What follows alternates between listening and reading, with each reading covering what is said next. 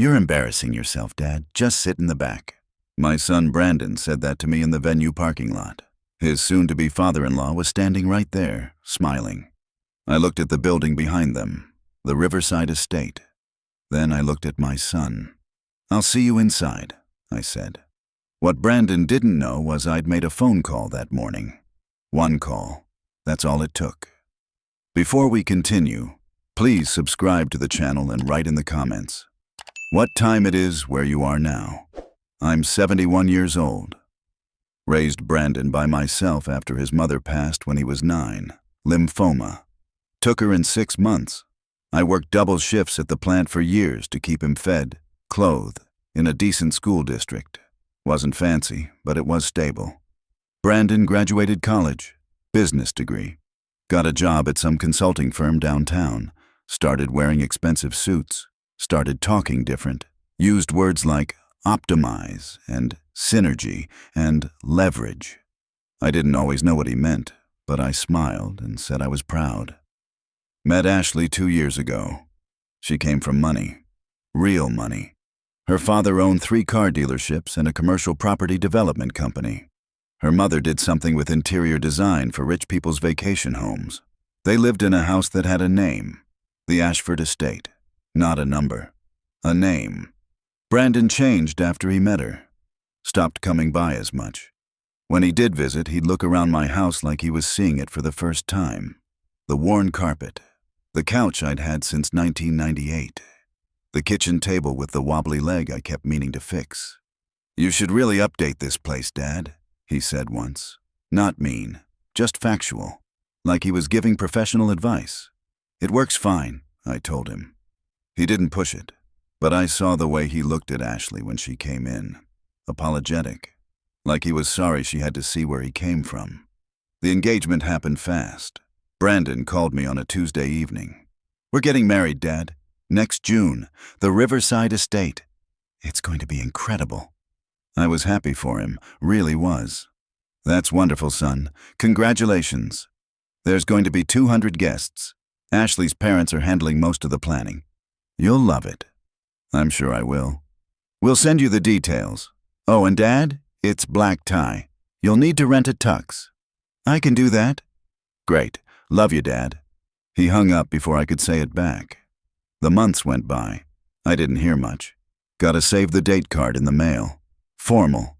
Thick cardstock with gold lettering. Brandon and Ashley. The Riverside Estate. Black tie required. I called him a few times. Left messages. He texted back usually. Busy with wedding planning. "Talk soon." I understood. Weddings are stressful. 3 weeks before the wedding, I got a call. Brandon's number. "Hey, Dad, we need to talk about the seating chart." "Okay." "So, Ashley's family is pretty traditional. They're doing this whole thing where family sits, based on, well, contribution level to the wedding." I didn't say anything. "It's not my idea. It's how they do things. Anyway, we're seating you in the back, near some of my old college friends. Is that okay?" "The back?" "Yeah, it's still a great view of the ceremony. You'll be able to see everything." "Brandon, I'm your father." "I know, Dad, but Ashley's parents are paying for everything. They invited like 150 people. Her dad's business associates, family friends, their country club people. It's just how it works." I sat there holding the phone.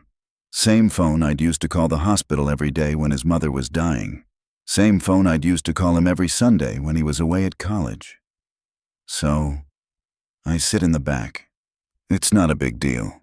Don't make it weird." "I'm not making anything weird, Brandon." "Good. Okay. I've got to go. Call with the caterer in 5 minutes." He hung up. I sat in my kitchen, the table with the wobbly leg, coffee going cold in the cup. Margaret's cup. The white one with blue trim she'd picked out at an estate sale 20 years back. Still used it every morning. Sat there a long time. Then I opened my laptop. Started looking at some things, numbers mostly. Accounts I'd set up years ago. Investments. Margaret had been smart about money. Left me with more than people knew. I'd kept working after she died because I didn't know what else to do. Kept saving, kept investing. Never spent much, I made some calls over the next few days. Bank. Financial advisor. Real estate broker I'd used when I sold my father's old farm back in 2003. Good man. Knew his business. Week before the wedding, Brandon called again. "Hey, Dad, quick thing. At the reception, can you not tell the farm stories? Ashley's family is kind of sophisticated. They might not get the humor." "The farm stories?" "Yeah, like the one about Grandpa and the pig. It's funny, but maybe not wedding appropriate. Your mother loved that story." "I know, but this is Ashley's day. Just trying to keep things smooth." "I won't tell the farm stories." "Thanks, Dad. Appreciate it." 3 days before the wedding, he texted, "Dad, about the father-son dance. We're actually cutting that. Ashley wants to do a special dance with both sets of parents. You and me, Ashley and her dad. But it's to this specific song her mom picked. Just follow my lead." I didn't respond to that one. Day before the wedding, my phone rang. Brandon. "Dad, where are you?" "Home. Wedding's tomorrow." "I know, but there's a rehearsal dinner tonight. Didn't you get the invitation?" "No." Silence. "Well, it's at 7, at the country club. Can you make it?" "What's the dress code?" "Jacket and tie. Not the blue one you wear to church. Something nicer." "I'll see what I have." "Dad, if you don't have something appropriate, maybe just skip it. It's mostly for the wedding party and close family anyway." "Close family." "I'll be there, Brandon." "Okay, just remember, these are Ashley's parents' friends. Be polite." I hung up, went to my closet, found the suit I'd bought for Margaret's funeral. Dark gray. Still fit.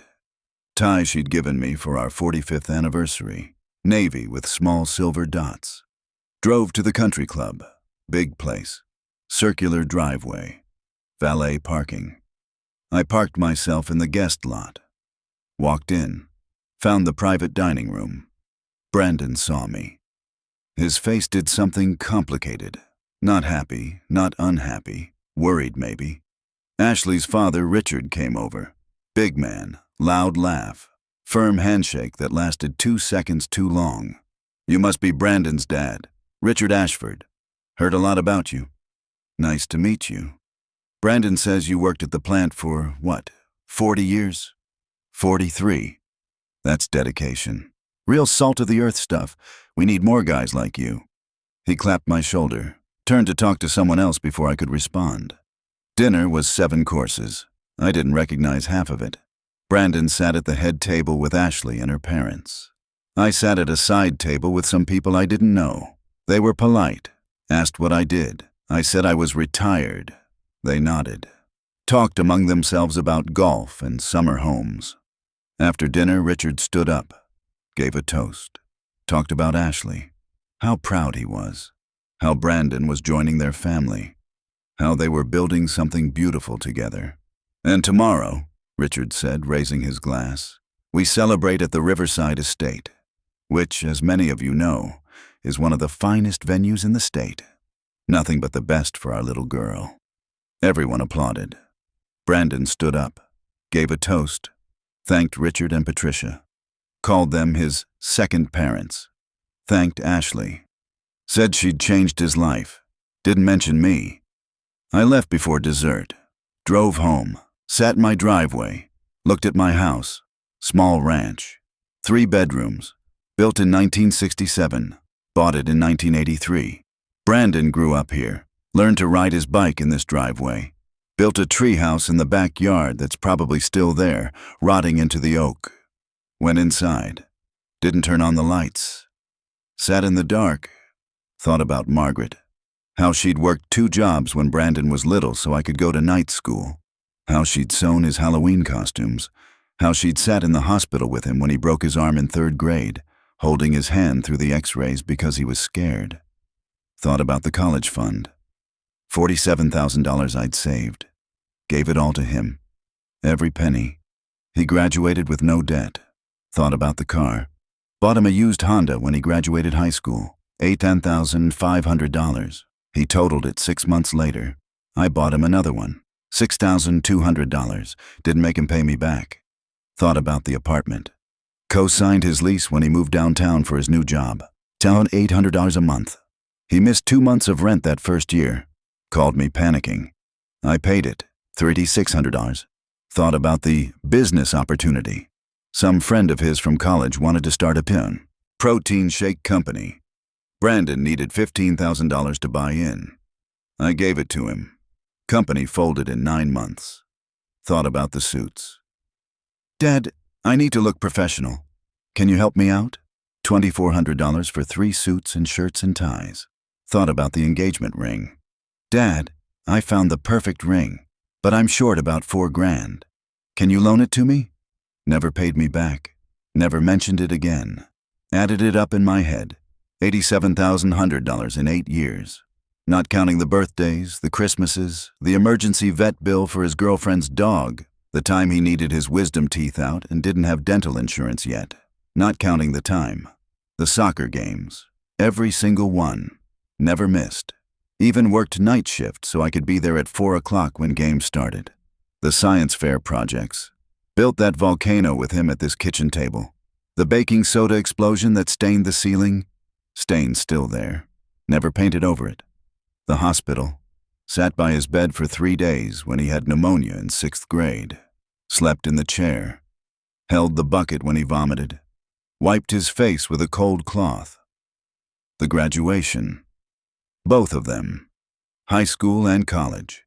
Stood in the crowd. Cheered when they called his name. Took him to dinner after. His favorite place. Steakhouse. $140 for both of us. Sat there in the dark doing the math. Then I went to my computer. Opened my email. Found the one I was looking for. Subject line. Property inquiry. Riverside Estate. I'd sent it 4 days ago. They'd responded yesterday. Clicked it open. Read it again. Mr. William Sullivan, thank you for your inquiry regarding the Riverside Estate. The property is indeed available for purchase. Current asking price is $2.3 million. This includes the main building, grounds, and all fixtures. Please contact our office to discuss terms. I'd already contacted them. Already discussed terms. The property had been on the market for 6 months. Owner was motivated. I'd offered $2.1 million. Cash. Close in 1 week. They'd accepted. I'd signed the papers that morning. Wire transfer went through at 11 a.m. The Riverside Estate was mine. I sat there looking at the deed. My name on it. William James Sullivan. Checked my phone. Text from Brandon. Dad, big day tomorrow. Please be on time. Ceremony starts at 4. Get there by 3:30. And remember, you're in Section C, Row 8. Section C, Row 8. I texted back. I'll be there. Set my phone down. Poured myself 2 fingers of bourbon. Margaret's bottle. The one we'd open on anniversaries. Still had about a quarter left. Raised the glass to the ceiling. The stain from the volcano. Here's to you, Maggie. Wish you were here for this. Drank it down. Wedding day. I woke up at 6. Made coffee. Ate toast. Showered. Put on my tux. The one I'd rented. Black. Fit pretty well for a 71-year-old man. Drove to the Riverside Estate at 9 a.m. Manager was there. Linda Patterson. Mid-50s. Professional. We'd spoken, on the phone, several times over the last week. Mr. Sullivan, good morning. Morning, Linda. Congratulations on the purchase. The papers are all filed. You're the official owner as of yesterday at 3 p.m. Good. Now, about today. I understand there's a wedding booked. That's right.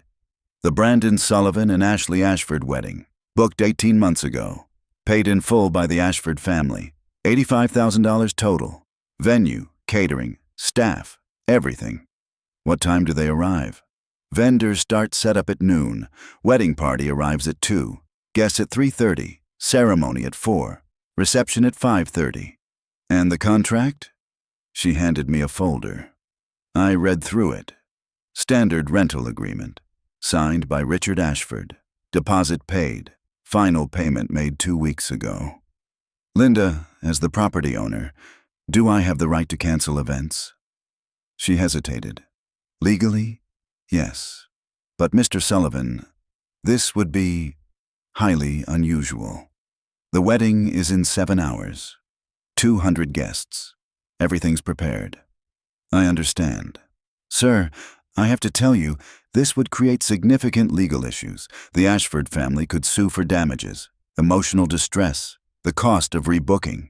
We're talking potentially hundreds of thousands in liability. Let them sue. She looked at me. Really looked. Saw something in my face. Mr. Sullivan, may I ask why? It's my son's wedding. Then why would you? I'm seated in Section C, Row 8. She didn't say anything for a moment. I see. Do what needs to be done, Linda. Cancel the vendors. Lock the gates. No one gets in. Sir, I need you to understand the ramifications. I owned a 300-acre farm in Kentucky. Sold it in 2003 for $1.8 million. Most people don't know that. My son doesn't know that. I worked at the plant because I liked working. Because I didn't know what else to do after my wife died. But I'm not poor, Linda. I'm not an embarrassment. And I'm not sitting in Section C, Row 8 at my son's wedding. She nodded slowly. I'll make the calls. Thank you. I left. Drove home. Changed into regular clothes. Jeans. Flannel shirt. Made a sandwich. Turkey and cheese. Sat at the kitchen table. My phone started ringing at 12:45. Brandon. I let it ring. Text came through. Dad, where are you? Call me. Then another. Dad, seriously, call me now. Then another. Something's wrong with the venue. They're saying it's closed. Dad, pick up your phone. I ate my sandwich. Phone rang again. Different number. Richard Ashford, probably. Let it ring. Another text from Brandon. Dad, this isn't funny. The wedding is in 3 hours. The venue is locked. No one's answering. Where are you? I finished my sandwich, washed the plate, dried it, put it away. Phone rang. Brandon again. This time I answered. Hi, Brandon. Dad! Jesus Christ, where have you been? The venue is closed, locked. There's a sign on the gate saying private property, no entry. We can't get anyone on the phone. Ashley's freaking out. Her mom is crying. We have 200 people coming in 2 hours and no venue. Dad, what do we do? That's a tough situation, son. What? Dad, I need you to focus. Can you help us find another venue? Call around? There's got to be somewhere that can take 200 people on short notice. On a Saturday in June? I doubt it. Dad, please. This is my wedding day. I know. Then help me. I'm sitting at home, Brandon. In my kitchen. The one with the wobbly table. In the house with the worn carpet. The house you looked at like it was something you needed to apologize for. Silence. Dad. What are you talking about? Section C, Row 8. More silence. Dad, that's where you sat me. In the back, near your college friends. Because I didn't contribute enough. Because Ashley's father paid for everything. Because I'm an embarrassment. I never said you didn't have to. Dad, we can talk about this later. Right now I bought the venue, Brandon. Silence. Long silence. What? The Riverside Estate. I bought it. I own it now. As of yesterday, at 3 p.m. You... What? And I canceled your wedding. No vendors, no staff, no access. It's private property now. My property. I could hear his breathing. Fast. Panic. He keyed. You can't... Dad, you can't do this. Already did. This is insane. You're having some kind of breakdown. You don't have that kind of money. Farm in Kentucky. Sold it 20 years ago. $1.8 million. Invested it. Did pretty well. Margaret was smart about money. Taught me some things. Dad, you want to know what I contributed to your wedding, Brandon? I contributed everything. Your whole life. Your college. Your cars. Your apartments. Your failed business. Your engagement ring. $87,000 in 8 years. Not counting the time. Not counting sitting in hospitals. Not counting building science projects at this wobbly kitchen table. Dad, And today, you were going to sit me in the back. Make me sit there while you thanked Richard and Patricia, while you called them your second parents, while you didn't mention me at all. I was going to mention you in the speech. Section C, row 8. Dad, please. Ashley's in her dress.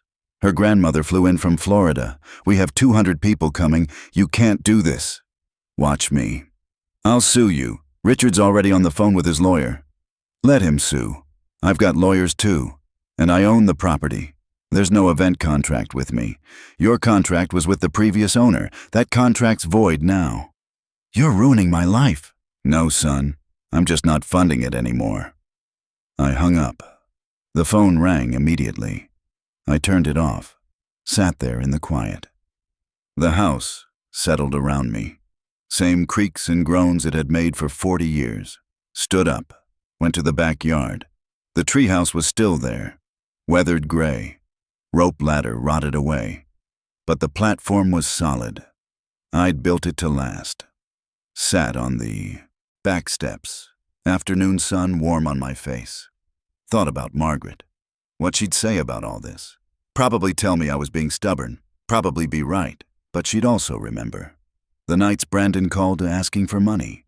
The times he canceled visits because he was too busy. The birthday last year when he sent a text instead of calling.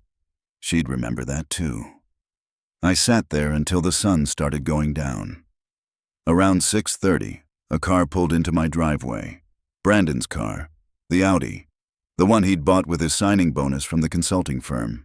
He got out, still in his tux, face red, eyes wild. I stayed on the back steps. He came around the side of the house, saw me sitting there. Dad? Brandon, we need to talk. Nothing to talk about. He walked closer, stood at the bottom of the steps, looking up at me. You humiliated me. Ashley's devastated. Her parents are furious. We had to call 200 people, tell them the wedding was canceled. Do you know what that feels like? I know what it feels like to be sat in the back of your son's wedding. That wasn't personal. Then what was it? It was just logistics, seating arrangements. Ashley's parents invited so many people. And I'm your father. I know that. Do you? He ran his hands through his hair, turned away, turned back. What do you want from me, Dad? An apology? Fine. I'm sorry. I'm sorry we sat you in the back. I'm sorry I didn't mention you in my toast last night. I'm sorry I've been busy. Is that what you want? I want to know when I became someone you were ashamed of. I'm not ashamed of you. You told me not to tell the farm stories. You told me to skip the rehearsal dinner if I didn't have the right clothes. You apologized to Ashley for this house. I saw you do it, saw the look on your face when you brought her here that first time. Dad, I never... You did, Brandon. Maybe you didn't mean to, but you did. He sat down on the steps, few feet away from me, shoulders slumped. I just wanted to fit in, he said quietly. Ashley's family, they're different. They have money, real money. I didn't want them to think I came from nothing. You didn't come from nothing. You came from this house, from that kitchen table, from your mother working 2 jobs so you could play soccer, from me working double shifts so you could go to college without debt. I know. Do you? He didn't answer. We sat there, sun going down, fireflies starting to come out. The venue, Brandon said. Did you really buy it? Yes. For $2.1 million? Yes. To cancel my wedding. To make a point. That's one hell of a point, Dad. You sat me in Section C, row 8. He laughed. Not a happy laugh. Bitter. Broken. What do you want me to do now? The wedding's canceled. Ashley won't even talk to me. Her father threatened to have you arrested. What do you want? I want you to remember where you came from. I want you to look at this house and see your mother reading to you on that couch. I want you to look at that treehouse and remember building it with me when you were 7. I want you to stop being embarrassed. I'm not embarrassed. Then why was I in the back? He didn't have an answer for that. Stood up, brushed off his tux, looked down at me. Keep the venue, Dad. Sell it. Live in it. I don't care. But don't call me. Don't text. Don't show up. We're done. He walked away. I heard his car start. Heard it back out of the driveway. Heard it drive away. Sat there in the dark. Fireflies everywhere now, like little sparks. Margaret loved fireflies. My phone was still off. I turned it on. 17 missed calls. 32 texts. Most from Brandon. Some from numbers I didn't recognize. Probably Richard. Probably Ashley. Probably their lawyer. One text from a number I did recognize. Carol Henderson, my neighbor. Retired teacher. Good woman. Bill, I heard what happened. I'm so sorry. If you need anything, I'm right next door. I texted back. Thank you, Carol, I'm okay. She responded immediately. No, you're not. Come over. I made pot roast. I smiled. First time all day. Stood up, walked next door.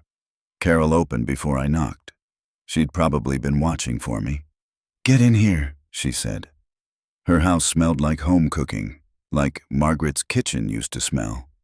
She sat me down, put a plate in front of me, pot roast, potatoes, carrots, gravy, poured me coffee without asking if I wanted any, sat down across from me. You bought the wedding venue? Yes. For $2 million. $2.1 million. To cancel his wedding? Yes. She nodded, sipped her coffee. Good. I looked at her. Good? Bill, I've lived next to you for 23 years. I watched you raise that boy alone, watched you work yourself half to death, watched you give him everything, and I've watched him for the last 2 years treat you like you're something he needs to hide. He's just trying to fit in with his fiancée's family. He's being a spoiled brat, and you did what needed to be done. I ruined his wedding. He ruined his relationship with you first. I ate the pot roast. It was good. What happens now? Carol asked. I don't know. Are you going to sell the venue? Haven't thought that far ahead. You could keep it, rent it out, make it a business. I'm 71 years old. I don't need a business. Then sell it, make your money back, or donate it. Turn it into a community center, whatever you want. But don't regret what you did today. He said we're done. Said not to call him. He'll come around. You don't know that. I know he's your son. I know he's got your stubbornness and Margaret's heart. Give him time. What if time doesn't fix it? She reached across the table, patted my hand. Then you'll know you stood up for yourself. That's worth something. I finished eating, helped her wash dishes, went home. House was dark, empty, same as always, but somehow different now. I went to bed, lay there staring at the ceiling, the volcano stain barely visible in the dark. Thought about the wedding that didn't happen, Ashley in her dress with nowhere to go, Brandon making phone calls, Richard threatening lawyers. Thought about Section C, Row 8. Thought about Margaret. What she'd say. Probably something like, well, Bill, you really stepped in at this time. Yeah, Maggie. I did. Fell asleep around midnight. Next morning, I called Linda Patterson at the Riverside estate. Mr. Sullivan, I was wondering if I'd hear from you. How bad is it? Legally? Could be worse. The Ashfords' lawyer sent a letter. Threatening suit. But our lawyer says you're within your rights as property owner. The contract wasn't with you. They might have a case against the previous owner for breach, but not you. What about damages? They'd have to prove damages beyond the deposit. And since they were the ones who chose not to have cancellation insurance, that's on them. So I'm clear? Legally? Probably. Morally? That's not my department. Fair enough. What do you want to do with the property? What are my options? Sell it, rent it, run it yourself. It's a good business if you hire the right manager. We're booked solid through next summer, weddings every weekend, corporate events during the week. How much does a property like this generate? Gross? About $800,000 a year. Net after expenses, staff, maintenance, maybe $300,000. I did the math. 7 years and I'd have my investment back. Keep running it, I said. Hire whoever you need. Send me monthly reports. Pay yourself whatever's fair. You're keeping it as a business? For now. Mr. Sullivan, can I ask you something?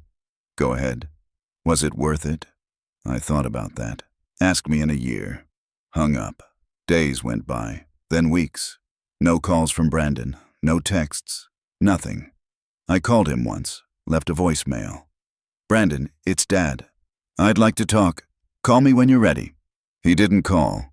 I went to the grocery store, the bank, the hardware store. Same routines. Carol invited me for dinner twice a week. I went. Easier than cooking for one. Month after the wedding, that wasn't. I got a letter. Law offices of Morrison and Clark. Richard Ashford's lawyers. Formal demand. $250,000 in damages.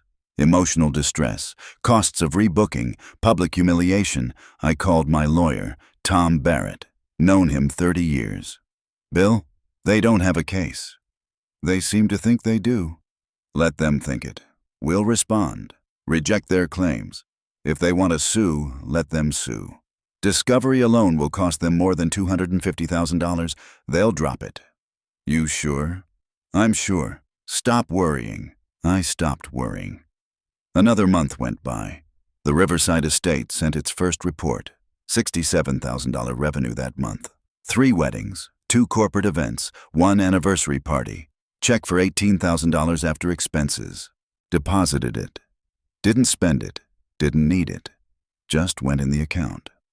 3 months after the canceled wedding, my phone rang. Unknown number. I answered. Mr. Sullivan, this is Patricia Ashford, Ashley's mother. I sat down. Mrs. Ashford, I'm calling about Brandon. Is he okay? He's struggling. Ashley broke up with him. 2 weeks after the wedding was supposed to happen. Moved back in with us. Brandon's been living alone. Not going to work. Richard wanted to press charges, but I talked him out of it. Why are you telling me this? Because he's your son. And I think maybe you were right. I didn't say anything. About the seating, about Section C, Row 8. Richard insisted on that. Said it was about contribution levels. I went along with it because I always go along with what Richard wants. But it was wrong. You're Brandon's father. You should have been in the front row. Yes, I should have. I'm sorry. Tell Brandon, not me. He won't talk to me. Won't talk to Ashley. Won't talk to anyone. That's not my problem, Mrs. Ashford. Please, he needs his father. He said we were done. Said not to call. He was angry. People say things when they're angry. Yes, they do. I hung up. Sat there for a long time. Then I called Brandon. Went to voicemail. Brandon, it's Dad. Your mother-in-law called. Said you're not doing well. I know you said not to call, but I'm your father.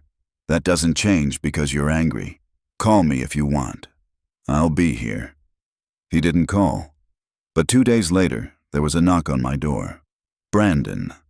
He looked terrible. Thinner, unshaven, eyes red. Hi, Dad.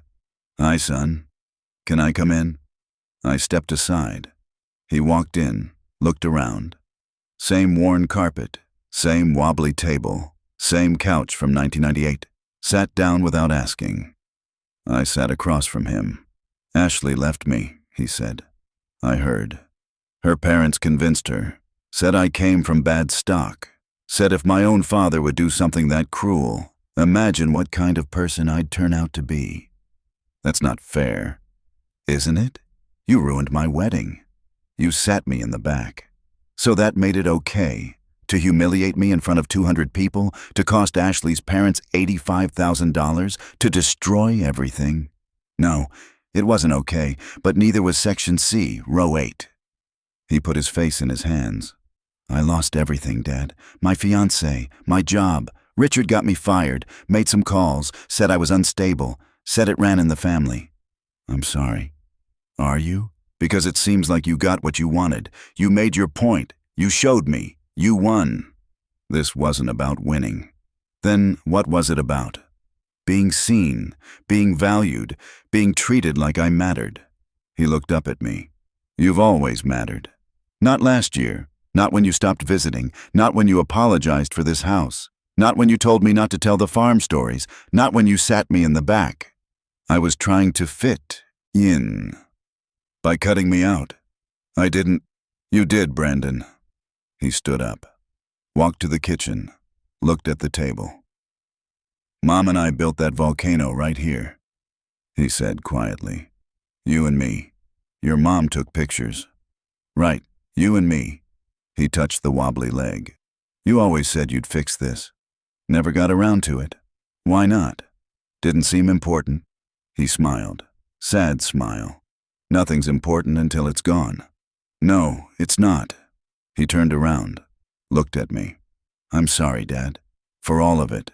The seating, the toast, making you feel like you weren't enough. You were always enough, more than enough. I was stupid. Yes, you were. Can you forgive me? I stood up, walked over to him. I'm your father. That's what we do. He hugged me. First time in years. Really hugged me. I held my son and thought about Margaret, about the hospital, about the science fairs, about the soccer games, about Section C, Row 8, about the venue I'd bought for $2.1 million just to make a point. Worth every penny. We stood there for a long time. Finally, Brandon pulled back. What do I do now, Dad? You start over. Find a new job. Find a new life. Maybe find a new girl. One who doesn't care about seating arrangements. I loved Ashley. I know.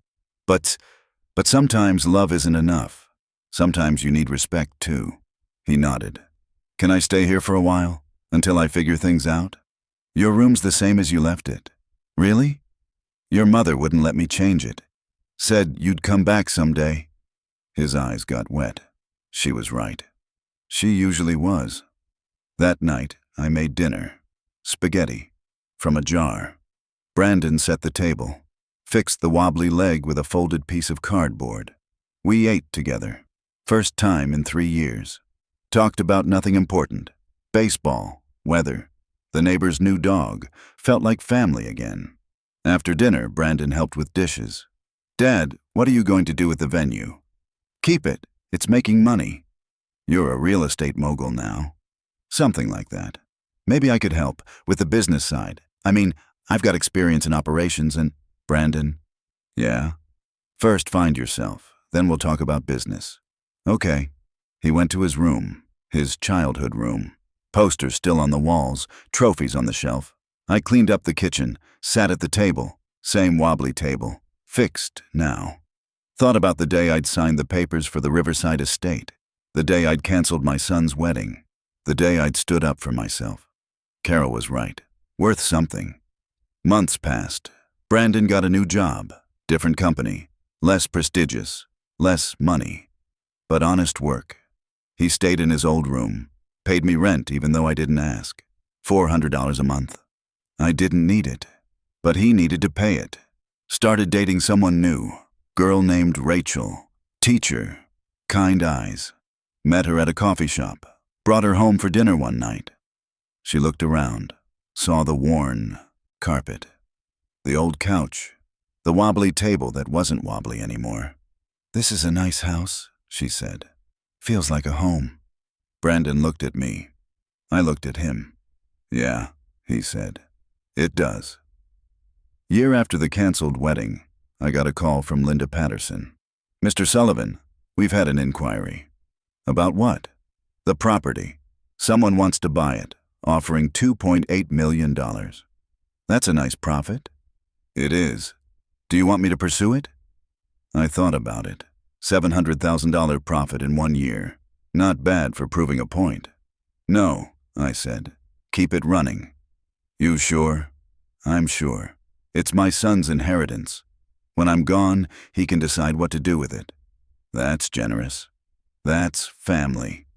Hung up. Brandon moved out 6 months later. Got his own apartment, 1 bedroom, nice area. Brought Rachel to see it. They got engaged. Simple proposal. No ring from me. He bought it himself. Wedding was planned for the following spring. Small ceremony. 50 people, Rachel's family church. Brandon called me one Tuesday evening. Dad, we need to talk about the wedding. Here we go, I thought. Okay. Where do you want to sit? Wherever you put me. No, where do you want to sit? Front row, next to you. That's where you'll be. Front row, center, right next to me. Thank you, son. And Dad? Yeah? Will you walk Rachel down the aisle with me? Her father passed away last year. She wants both of us. I couldn't speak for a moment. Dad? I'd be honored. Wedding day came. Small church. White flowers.